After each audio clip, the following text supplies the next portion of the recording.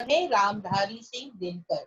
इनको जो है राष्ट्र कवि की भी उपाधि दी गई है। ठीक है, ये याद रखिएगा। तो संस्कृति के निर्माण में कलात्मक, आपकी जो कलात्मक क्रियाकलाप है, जो सोच है, जो विचार है, इसको देखा जाता है। आपको हमने डिफरेंस बता दिया था कि संस्कृति क्या है और सभ्यता क्या है। तो थोड़ा सा फिर से जो है वो बताते, पाठ जो छोटा था पढ़ाना शुरू करेंगे। तो अभिरुचि दृष्टिगोचर होती है। किस कला को किस ढंग से आप लेती है, अपने ढंग से किसको उसको में चेंजिंग लाके, परिवर्तन लाके आप कैसे बनाते हैं, ये होती है कला। सोचने का विचार, कार्य की शैली, आपके जीवन की शैली, ये होती है कलात्मक। तो संस्कृति वो कलात्मक विचार है, कलात्मक क्रियाकलाप है। आवश्यकता होने पर सभ्यता की भौतिक वस्तुओं को खरीदना। सभ्यता बता दिया क्या है, हमारे कुर्सी मेज, ये बोर्ड, ये रूलर, ये सब पहनने के जो कपड़े हैं, ये सब सभ्यता है जिसको हम खरीद सकते हैं। आवश्यकता पड़ी कि मुझे ये चाहिए, खरीद के ले आए। ठीक है, लेकिन जब खरीद लिया हमने तो उसको किस ढंग से हम अपना रहे हैं, किस ढंग से पहन रहे हैं, कि उसको प्रयोग करने का जो ढंग है, उस ढंग को हम कहेंगे संस्कृति। ध्यान रखिए, खरीद के कोई चीज प्राप्त करके हम जो सामान लाए, भौतिक वस्तुएं, वे हो गई सभ्यता। वो सब सभ्यता के अंतर्गत आएगी, चाहे छोटी चीज हो चाहे बड़ी चीज हो। लेकिन उसका प्रयोग हम किस ढंग से कर रहे हैं, उसका उपयोग किस ढंग से कर रहे हैं, वो क्या कहलाएगी, संस्कृति।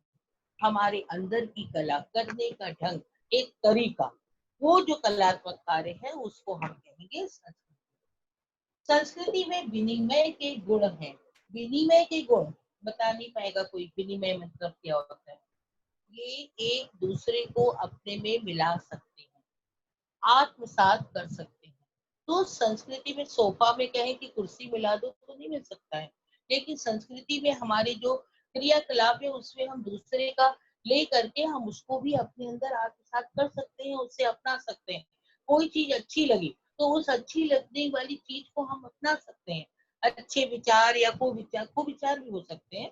अच्छे विचार, अच्छे कर्म, धर्म कर्म बनाने का ढंग, जैसे मकान सादा सा भी हमने बना लिया, किसी दूसरे का देखा अच्छा लगा तो उस कलात्मक ढंग से उसको बना दिया।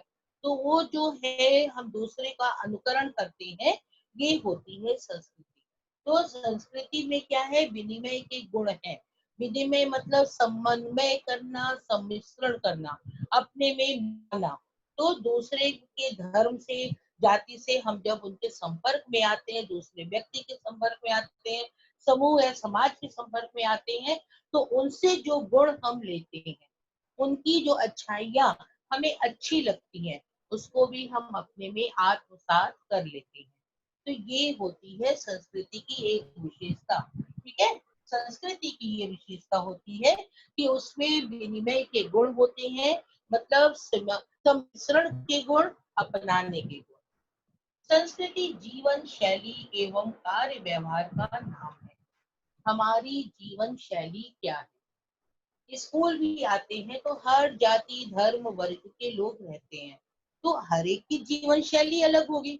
तो अपने अपनी जीवन शैली के अनुसार वो आएंगे, जैसे वो रहते हैं, जिस ढंग से खाते हैं, जैसा पहनते हैं, वो उसी ढंग से आएंगे। तो इसमें क्या है, जीवन शैली एवं कार्य व्यवहार का नाम है क्या, संस्कृति। संस्कृति संस्कार, जो संस्कार हमारे अंदर है, जो वर्षों से चली आ रही है, सदियों से चली आ रही है, ये तुरंत नष्ट नहीं होती। हम इसे चाहे तोड़ दे, जला दे, नष्ट करते, नष्ट नहीं हो सकती। नष्ट होने में भी इसे सदियों लग जाती है। लास्ट में देखिए क्या है संस्कृति, अपने दिमाग में बैठा लीजिए। हम कोई वस्तुओं को, चीजों को हम नहीं बोलेंगे कि ये संस्कृति है। टेबल मेज कुर्सी पंखा एसी कूलर, ये सब सभ्यता है। ठीक है, ये सब सभ्यता है। तो विचार, भावना, मूल्य, मतलब उसका क्या महत्व है। ठीक है, हम कितना उसे महत्व देते हैं। मूल्य मतलब यहाँ रुपया नहीं, रुपया पैसा नहीं, हम उस चीज को कितना महत्व देते हैं। विश्वास, हम किस धर्म को मानते हैं। अंधविश्वास कोई मानता है कोई नहीं मानता है, तो ये अपने संस्कार है, अपनी संस्कृति है। मान्यता, पुरानी रूढ़ी रिवाज परंपरा को मानना। तो जो मान्यता है, चेतना, ज्ञान, धर्म, घर, ये सारे संस्कृति के अंदर आते हैं। अब हमने आपको बता दिया, एग्जाम्पल दे दिया सभ्यता का भी, कि मेज, कुर्सी, पानी, गिलास, थाली, ये सब जो होती है भौतिक वस्तुएं जो होती है, ये है सभ्यता।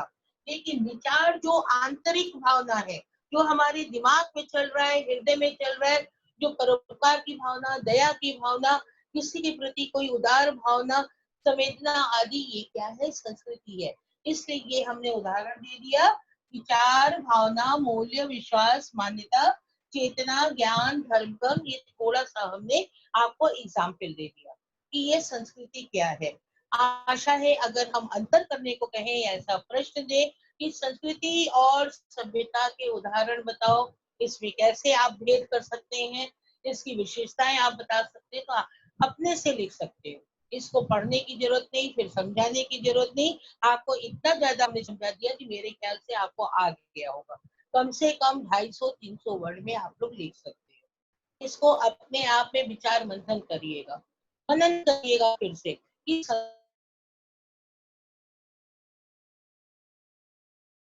नहीं, कलम है सभ्यता।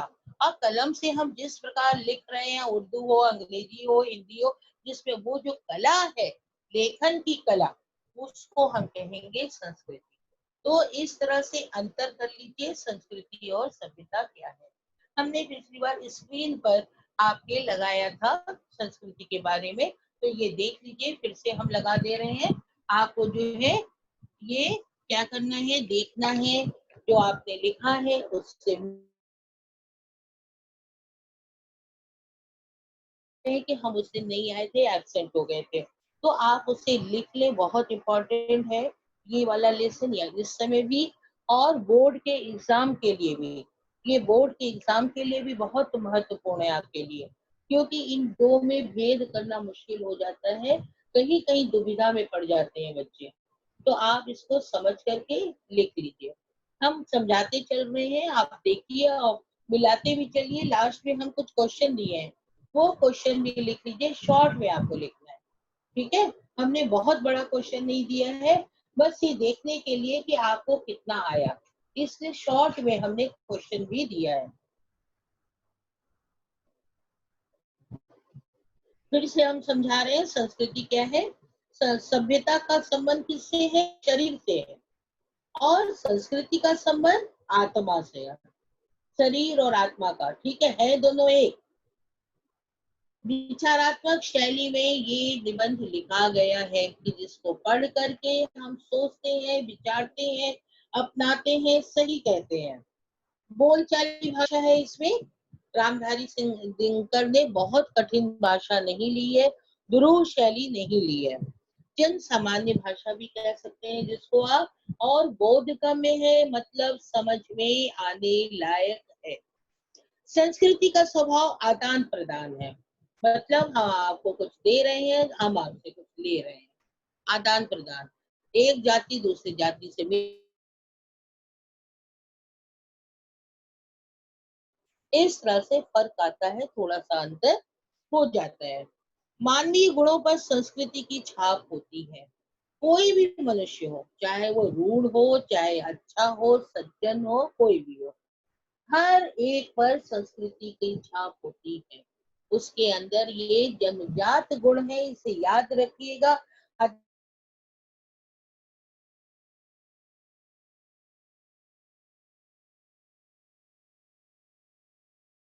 है आध्यात्मिक हो, वो ईश्वर आदि, धर्म, कर्म आदि से संबंधित, भौतिकता, वस्तुओं से संबंधित, इन दोनों का मिश्रण है। क्यों? कोई चीज हमने खरीदा पर उसको किस ढंग से प्रयोग किया, ये दोनों मिलकर ही संस्कृति और सभ्यता बनी।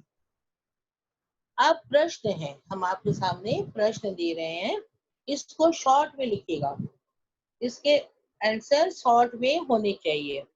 क्या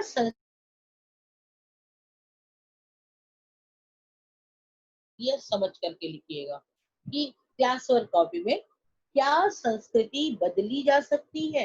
लास्ट में हम ये आंसर पूछेंगे।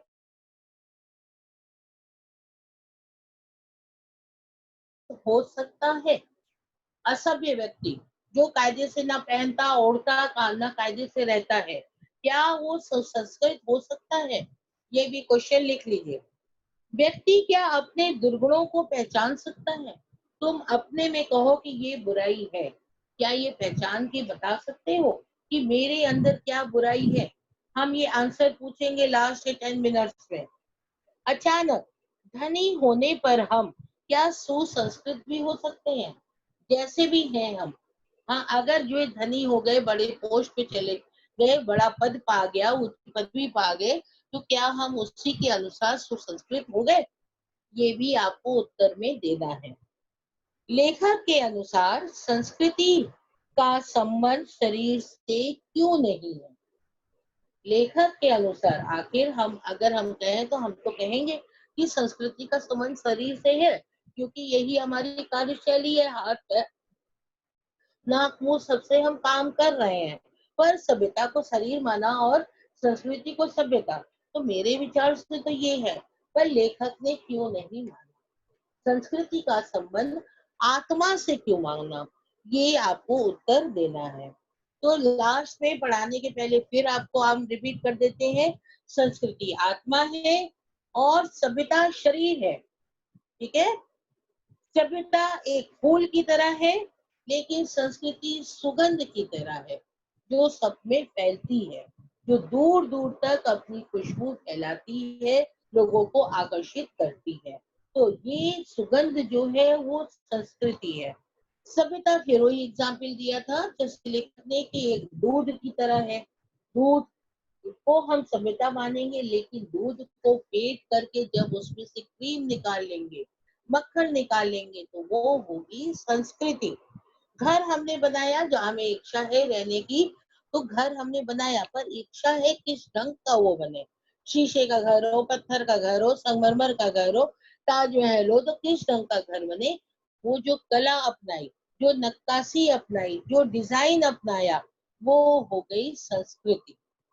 ठीक है। जो घर बन के तैयार हुआ, जो रह रहे हैं, वो हो गई सभ्यता।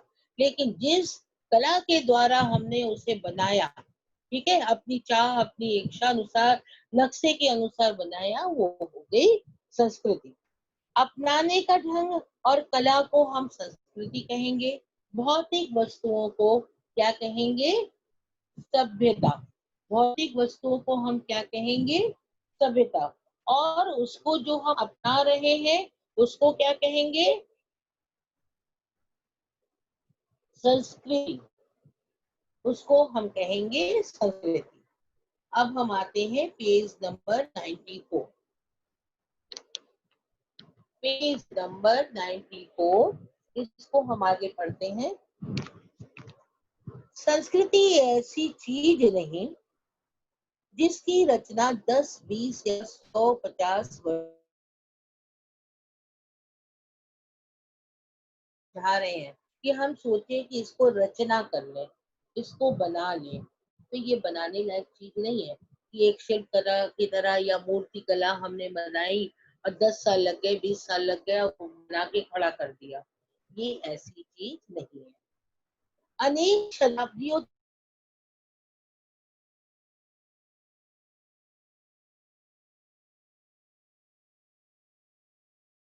समझते और राजकाज चलाते हैं अथवा धर्म कर्म करते हैं, उन सभी कार्यों से उसकी संस्कृति उत्पन्न होती है। क्लास में बैठे हो, 10 लोग हो, 40 लोग हो, सबकी अलग अलग संस्कार है, सबकी अलग अलग संस्कृति है। हर का खान पान, रहन सहन, बोलने का ढंग, बैठने का ढंग, चलने का भी ढंग सब अलग होता है। तरीका एक दूसरे से मिलता जुलता नहीं है। तो वो जो ढंग है, जो तरीका है, वो क्या है? संस्कार है। समझ में आया? उसको हम संस्कृति कहेंगे। हम जो कुछ भी करते हैं उसमें हमारी संस्कृति की झलक होती है। यहाँ तक कि हमारे उठने बैठने, पहनने ओढ़ने, घूमने फिरने और रोने से भी हमारी संस्कृति की पहचान होती है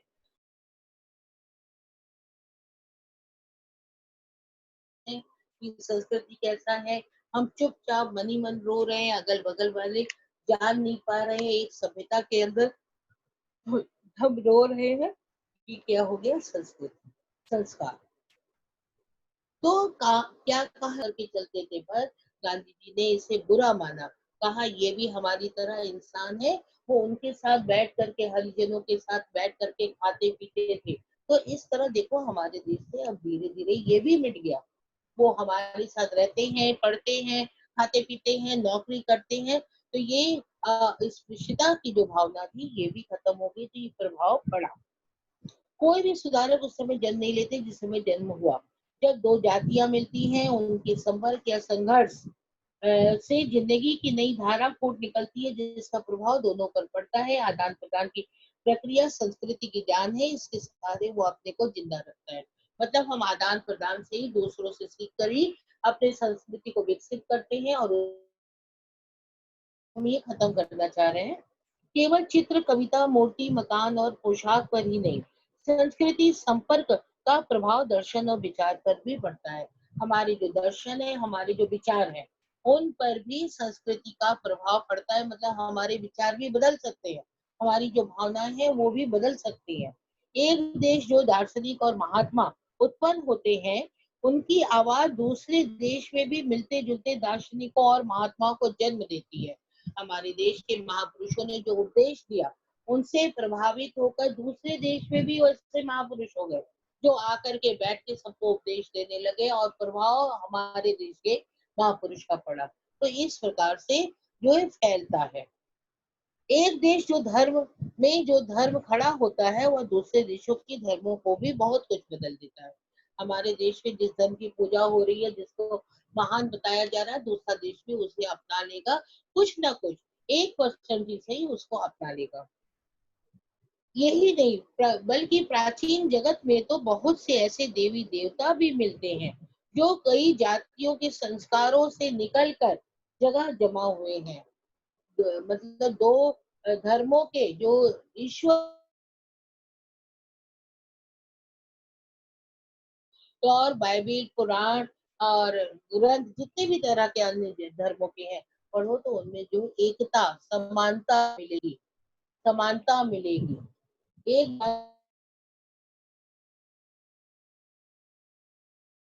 जो है हम अपना लेते हैं, हम भी कुछ कार्य, कुछ शैली उनकी अपना लेते हैं, और एक देश की आदत दूसरे देश के लोगों की आदतों में समा जाती है।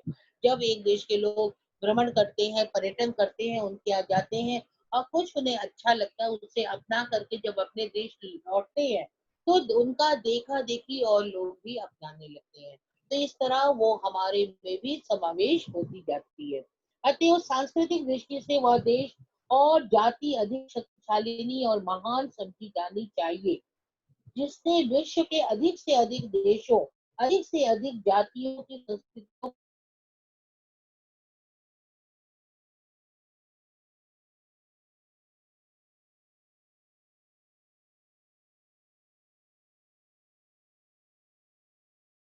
और हम महान बन गए। क्योंकि हर एक को में दिखाई पड़ रहा है कि हाँ ये अच्छा है, इसमें मेरी भी संस्कृति की छाप है। तो हर कोई उसे मान रहा है, नतमस्तक हो रहा है, अपना रहा है, ग्रहण कर रहा है। तो इसलिए वो महान हो गया। भारत देश, यहाँ बताया निबंधकार ने कि भारत देश को महान क्यों कहा जाता है। भारत देश और भारतीय जाति इस दृष्टि से संसार में सबसे महान है, क्योंकि यहाँ की सामाजिक संस्कृति में अधिक से अधिक जातियों की संस्कृतियां बची हुई हैं। मतलब हमने उसे आत्मसात कर लिया है। बची हुई है मतलब हमने आत्मसात कर लिया है, उसे अपने में मिला लिया रहे हैं, उसका पालन कर रहे हैं, और दूसरा भी उसको मान रहा है। ठीक है। तो इस तरह सभ्यता, ये संस्कृति क्या है, हमने आपको समझा दिया। आशा है पाठ जो है आप समझ गए होंगे। जो क्वेश्चन है वो हमने लिखा था, वो अब आपसे हम पूछेंगे। उस क्वेश्चन का आंसर, हम क्वेश्चन का आंसर पूछेंगे, आप मैम आंसर। ठीक है, हाँ बोलिए। मैम एक डाउट है, एक बार फिर से एक्सप्लेन कर दीजिए। 95 में सेकंड पैरा, यस। हमारा जो चरित्र है, स्वभाव है, हम जो कार्य कर रहे हैं उस पर हमारा स्वभाव डिस्टर्ब होता है। स्वभाव हमारे कार्य देखकर, बोलने का ढंग देखकर, बैठना उठना, या हम गुस्सा हो रहे हैं, तो आप समझ जाएंगे कि मेरे अंदर कैसे संस्कार हैं। ठीक है, समझ में आ गया? आ गया बेटा समझ Yes, में? yes, ma'am. अब्दुल्ला बताइए, प्रश्न पूछते हैं, शुरू में हमने दिया था, शुरू में वो प्रश्न आपने लिख लिया होगा, तो इस प्रश्न का उत्तर बताइए, क्या संस्कृति बदली जा सकती है? अब्दुल्ला, क्या संस्कृति बदली? आंसर दीजिएगा। मैम पूरी संस्कृति नहीं, संस्कृति में के कुछ हिस्से कभी कभी बदले जाते हैं ताकि वो संस्कृति खत्म ना हो जाए। उसको जारी हाँ, रखने के लिए उसमें कुछ बदलाव किए जाते हैं।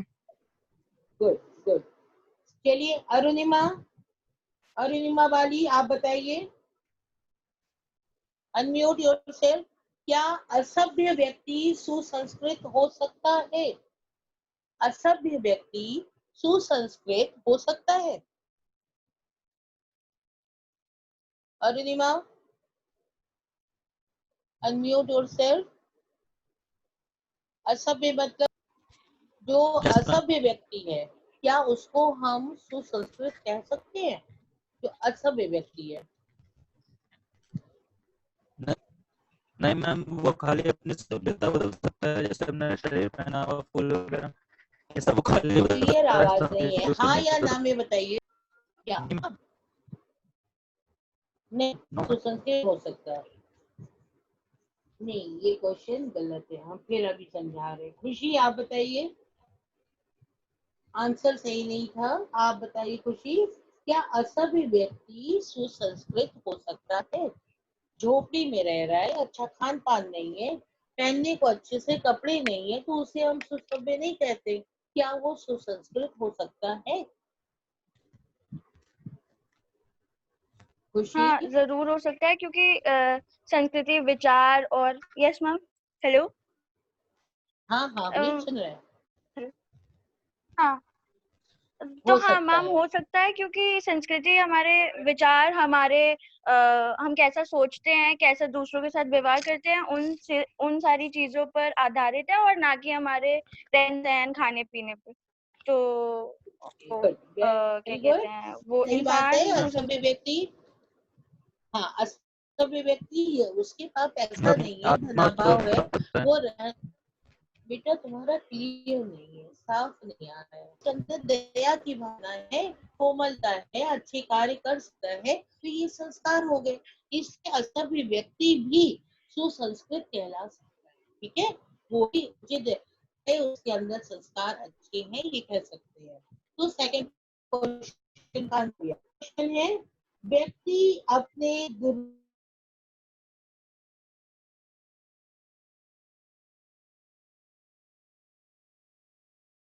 हो, क्या होते हैं दुर्गुण, ये पहचान सकते हो?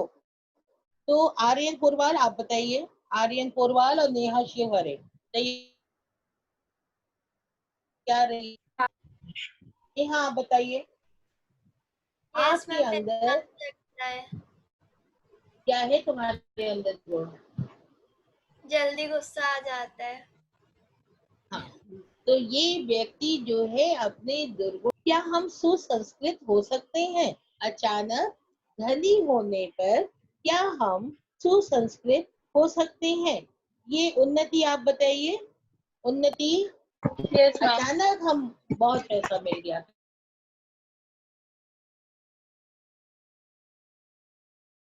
जरूरी नहीं है कि हर धनी व्यक्ति सुसंस्कृत हो सकता है कि उसके सोच, विचार, उसके भाव वो अंदर से कुछ और हो, और वो बस सभ्य दिखता हो। सभ्य दिखता हो, ठीक है, थोड़ा सटीक, एकदम सटीक हम चाहते हैं। सुधांशु आप मैम आपकी बताइए। आवाज अटक गई थी, एक बार फिर अटक से गई बोल थी? दीजिए। हाँ मैम। क्या क्वेश्चन नहीं सही वर्ड सोचा है, सही सोचा है। अब सुधांशु बहुत दिन बाद दिखे हैं। सुधांशु शुक्ला आप बताइए इस क्वेश्चन का आंसर, कि अचानक है।